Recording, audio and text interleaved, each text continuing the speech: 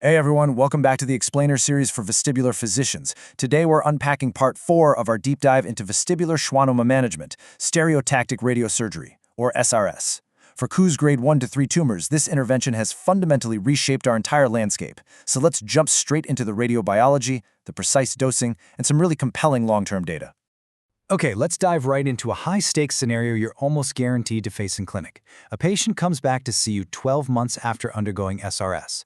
You get their latest MRI, and the radiologist report flags an enlarging tumor. Your patient is, understandably, extremely anxious. So do you immediately escalate to microsurgery? Well, hold that thought, because getting the answer to this exact question wrong is quite literally one of the most critical pitfalls in vestibular schwannoma care. We're going to solve this problem together today. Part 1. Technique and radiobiology. Let's look at how SRS actually works. Now, you might be wondering what the actual therapeutic goal is here.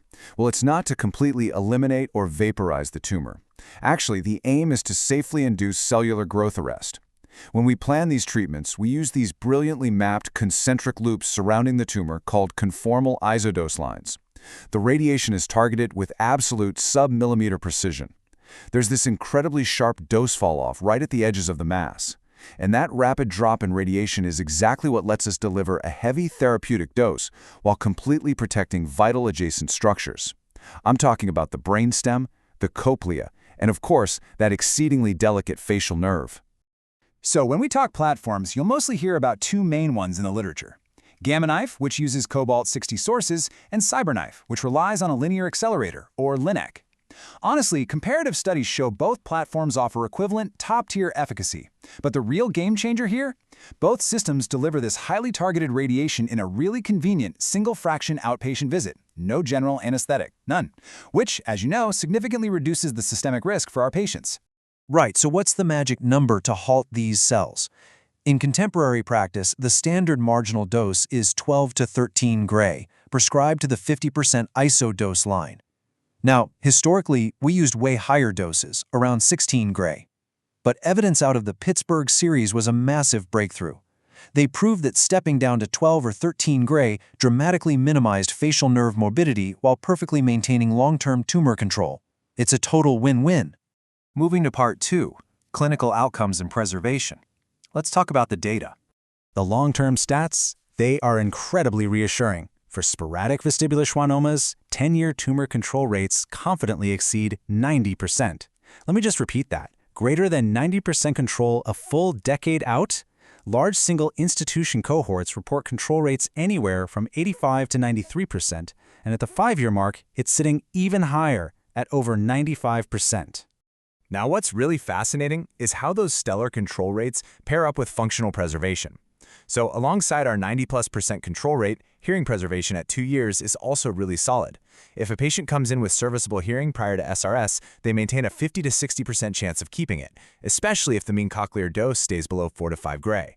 But the absolute standout metric here, the facial nerve.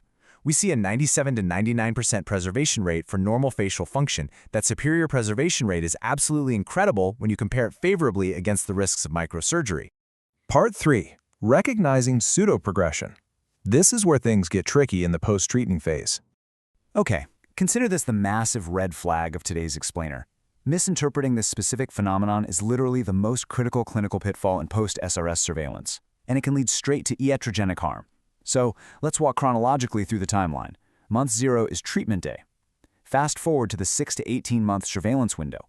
In about 20 to 30% of your cases, the MRI will show an apparent enlargement or swelling of the tumor. But then, as we hit years 2 and 3, the swelling just spontaneously resolves. So, the absolute crucial point is understanding what that swelling actually is. It's pseudoprogression.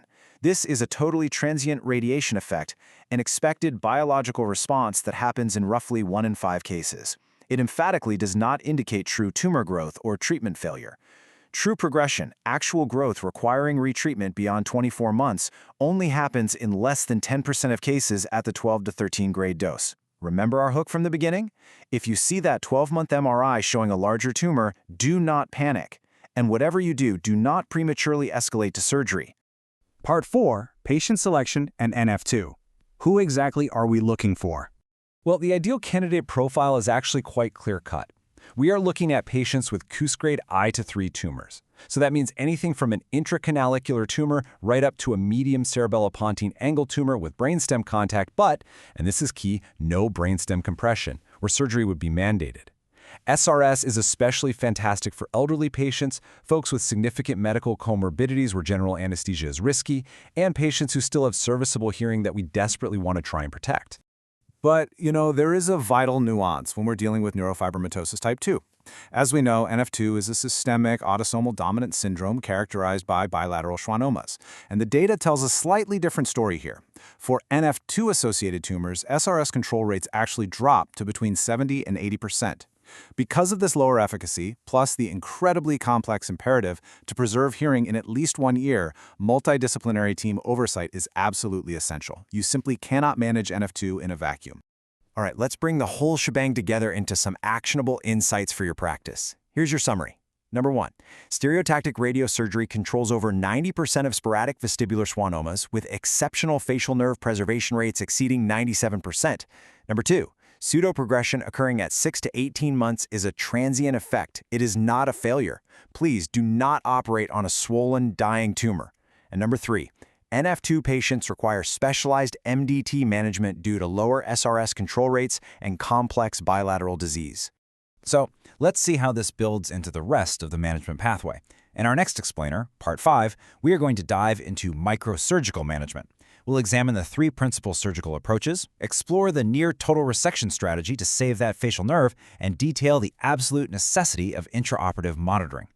Thank you so much for joining me for this deep dive into the evidence today. To explore more clinician materials regarding dizziness, vertigo, and imbalance, please head over to AustralianDizzinessClinics.com and make sure to subscribe and rate this series. I'll leave you with a final thought to ponder before our next explainer. If a single, outpatient, non-invasive treatment can halt a skull-based tumor for a full decade in 9 out of 10 patients while leaving their facial nerve perfectly intact, is SRS no longer just an alternative to surgery, but the definitive gold standard for small to medium vestibular schwannomas? See you next time.